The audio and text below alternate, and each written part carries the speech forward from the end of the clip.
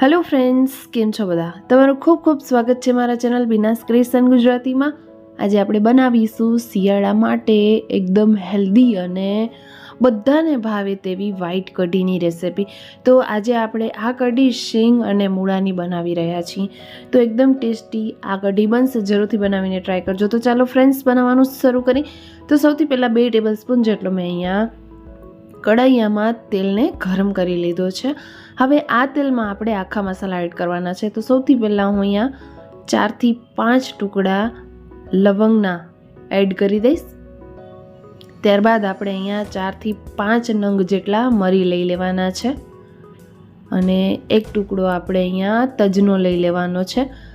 હવે આ મસાલાને 1 થી 2 મિનિટ માટે થવા દેવાના છે. ત્યારબાદ અડધી ચમચી જેટલું જીરું અને અડધી ચમચી જેટલી રાઈ એડ કરી દેવાની છે. રાઈ અને જીરું જેવા જ તતડે એટલે આપણે તેનામાં થોડી એવી હિંગ એડ કરી દેવાની છે.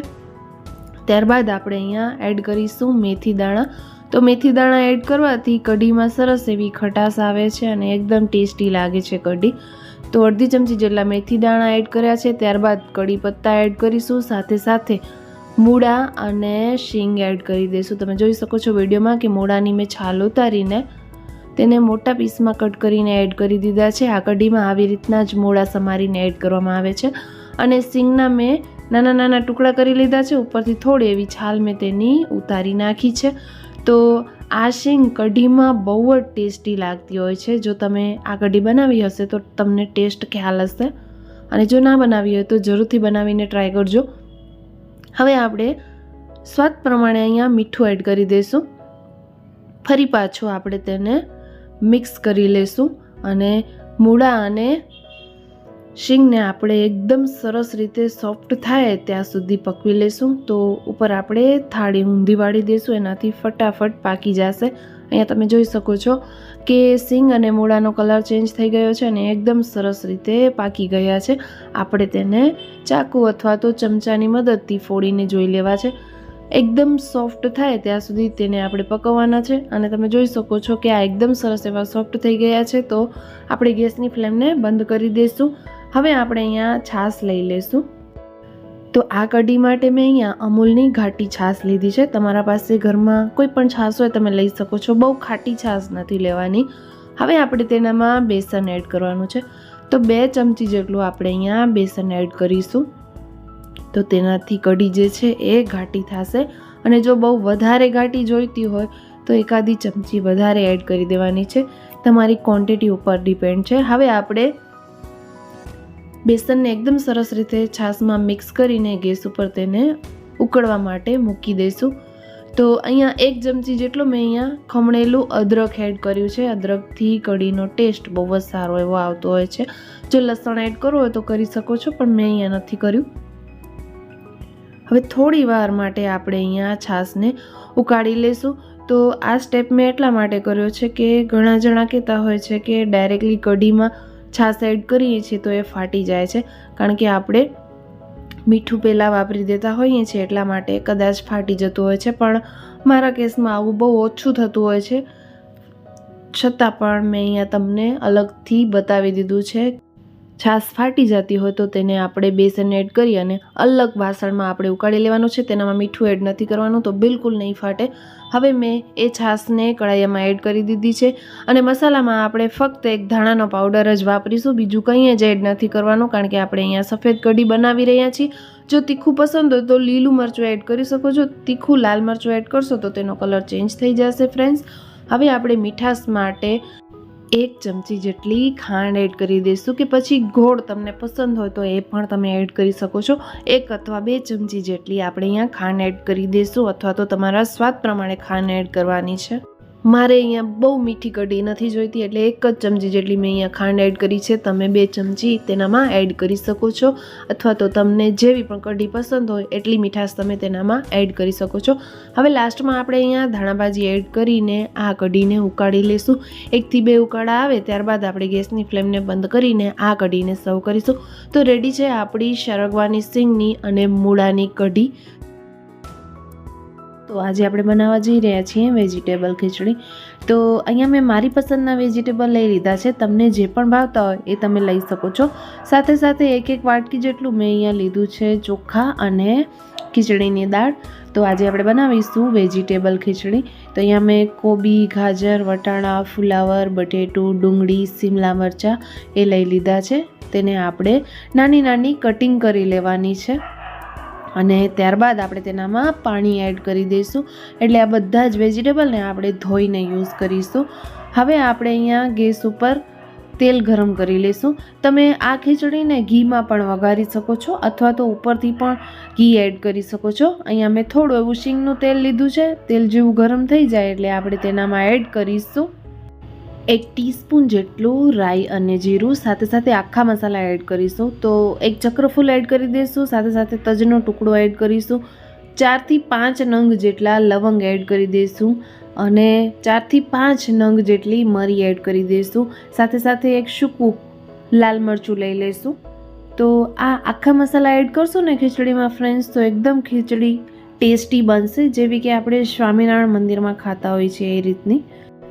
એક તમાલપત્ર એડ કરી દઈશું અને હવે આપણે એડ કરીશું 1/4 ટીસ્પૂન જેટલી હિંગ. ત્યારબાદ આપણે અદરક અને લસણનો પેસ્ટ એડ કરી દઈશું 1 ટેબલસ્પૂન જેટલો. જો તમે લસણ ના ખાતા હોય તો સ્કીપ કરી શકો છો. લસણ અને ડુંગળી બંને પણ ન ખાતા હોય તો સ્કીપ કરી શકો છો. તેને મિક્સ કરી લઈશું બરોબર રીતે અને હવે આપણે જે વેજીટેબલ કટ કરીને રાખ્યા હતા એ બધા જ એડ કરી દઈશું. તો આ જ રીતના આપણે આજે ખીચડી વઘારીશું અને એટલી ટેસ્ટી બનશે કે તમે ખાતા જ રહી જશો.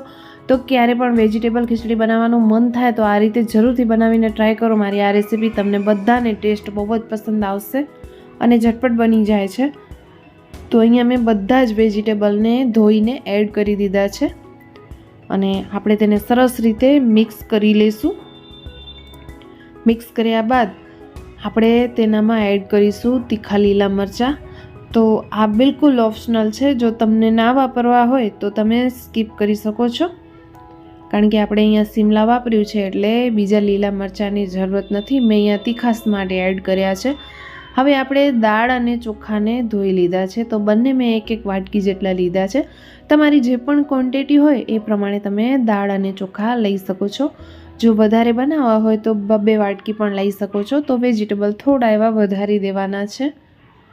અહીંયા મેં ખીચડીના ચોખા અને ખીચડીની દાળ એડ કરી દીધી છે અને તેને પણ આપણે એકદમ સરસ રીતે ચમચાની મદદથી મિક્સ કરી લઈશું. એટલે બધા જ શાકભાજી અને ખીચડી સરસ એવી મિક્સ થઈ જશે. હવે આ ખીચડીમાં લાસ્ટમાં આપણે અહીંયા ટામેટું એડ કરી દેવાનું છે. તો થોડી એવી ખટાશ આવશે ખીચડીમાં, તો સરસ એવી લાગશે તમને. અને જો સ્કીપ કરવું હોય તો એ પણ તમે સ્કીપ કરી શકો છો. તો ટામેટાને પણ આપણે અહીંયા મિક્સ કરી દઈશું અને હવે આપણે અહીંયા બધા જ મસાલા એડ કરીશું. તો સૌથી પહેલાં તો 1 ટીસ્પૂન જેટલો અહીંયા આપણે હળદરનો પાવડર લઈ લઈશું. ત્યારબાદ આપણે અહીંયા 1 ટીસ્પૂન ભરીને ધાણાનો પાવડર લઈ લઈશું અને 1 ટીસ્પૂન ભરીને અહીંયા કાશ્મીરી લાલ મરચું એડ કરી દઈશું. સાથે સાથે અડધી ચમચી જેટલું આપણે અહીંયા વાપરીશું ગરમ મસાલો. તો આમ તો આપણે આખા મસાલા એડ કર્યા છે. જો ગરમ મસાલો એડ ના કરવો હોય તો ચાલશે. ત્યારબાદ આપણે અહીંયા બધી જ ખીચડીનો મીઠો એડ કરી દેવાનો છે, એટલે કે સ્વાદ પ્રમાણે મીઠું એડ કરી દેવાનું છે અને તેને બરોબર રીતે મિક્સ કરી લેશું. તો બધા જે મસાલા છે એ ખીચડીમાં ભળી જશે અને એકદમ સરસ એવો ટેસ્ટ આવશે. ફ્રેન્ડ્સ, વિડીયો જરાય પણ ગમતો હોય ને તો પ્લીઝ વિડીયોને એક લાઈક જરૂરથી કરી દેજો. અહીંયા મેં બધા જ મસાલાને એકદમ સરસ રીતે મિક્સ કરી લીધા છે. હું આવી રીતના જ વેજીટેબલ ખીચડી બનાવતી હોઉં છું. તમે કેવી રીતના બનાવો છો મને કોમેન્ટમાં જરૂરથી જણાવજો. હવે આપણે આ ખીચડીમાં પાણી એડ કરીશું. તો એનાથી પહેલાં આપણે સરસ રીતે મિક્સ કરી લેવાનું છે. ત્યારબાદ લાસ્ટમાં જ અહીંયા પાણી ઉમેરવાનું છે. તો 1 અથવા 2 ગ્લાસ જેટલું પાણી એડ કરી દેવાનું છે. અથવા જો તમારી ક્વોન્ટિટી વધારે હોય તો વધારે પણ પાણી એડ કરી શકો છો. મેં અહીંયા 2 ગ્લાસ જેટલું પાણી એડ કરી દીધું છે, કારણ કે આપણે કુકરમાં બનાવી રહ્યા છીએ તો વધારે પાણીની જરૂરત નહીં પડે. અને જો બહુ વધારે ઢીલી ખીચડી જોઈએ તો થોડું વધારે પાણી ઉમેરી દેજો, તો ખીચડી સરસ એવી ઢીલી બનશે. અને જો થોડી કડક ખીચડી રાખવી હોય તો થોડું પાણી ઓછું ઉમેરવાનું છે. હવે મેં અહીંયા પાણી ઉમેરી દીધું છે. ત્યારબાદ આપણે તેનામાં ધાણા ભાજી એડ કરીને કુકરનું ઢાંકણ ઢાંકી 3 વિસલ આપણે કુકરની લગાવી લઈશું. તો અહીંયા આપણી 3 વિસલ થઈ ગઈ છે અને કુકરનો પ્રેશર પણ ખતમ થઈ ગયો છે. તો હવે આપણે ખીચડીને ચેક કરીશું અને લાસ્ટમાં આપણે અહીંયા ઘી ઉમેરીશું ખીચડીમાં અને આ ખીચડીને આપણે સર્વ કરીશું. તો ફ્રેન્ડ્સ, તમે જોઈ શકો છો કે એકદમ છૂટી છૂટી આપણી વેજીટેબલ ખીચડી બનીને બિલકુલ રેડી છે. જો તમને વધારે પાતળી જોઈએ તો થોડું એવું પાણી ઉપરથી પણ ઉમેરશો ને તો પણ ચાલશે અને થોડું વધારે એવું ઘી ઉમેરશો ને તો પણ આ ખીચડી ઢીલી થઈ જશે. તો મેં અહીંયા એક મોટી ચમચી ભરીને જામેલું ઘી એડ કરી દીધું છે. ખીચડી ગરમ છે એટલે ઘી તરત જ મેલ્ટ થઈ જશે. હવે આપણે તેને એકદમ સરસ રીતે મિક્સ કરી લેવાની છે એટલે આ ખીચડી એક રસ થઈ જશે અને ખાવાની બહુ જ મજા પડી જશે. આ ખીચડીને તમે રોટલા સાથે કે પછી રોટલી સાથે દહીં સાથે ખાઈ શકો છો.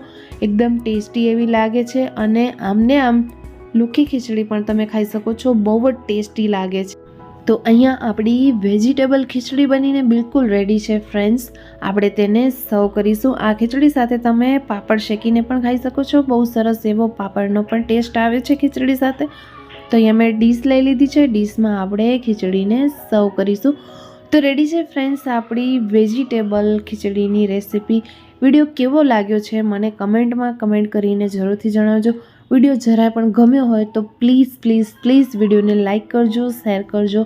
ચેનલને હજી સુધી સબસ્ક્રાઈબ નથી કર્યું તો આવી જ નવી નવી રેસિપીઝ જોવા માટે ચેનલને સબસ્ક્રાઈબ જરૂરથી કરજો, જેથી તમને મારા આવવાવાળા નવા વિડીયોઝની નોટિફિકેશન મળતી રહે અને સૌથી પહેલાં તમે મારા વિડીયોઝને જોઈ શકો. આપણે ફરી મળીશું ફ્રેન્ડ્સ એક નવા વિડીયો સાથે, એક નવી રેસિપી સાથે. ત્યાં સુધી આવજો બધા. જય શ્રી કૃષ્ણ.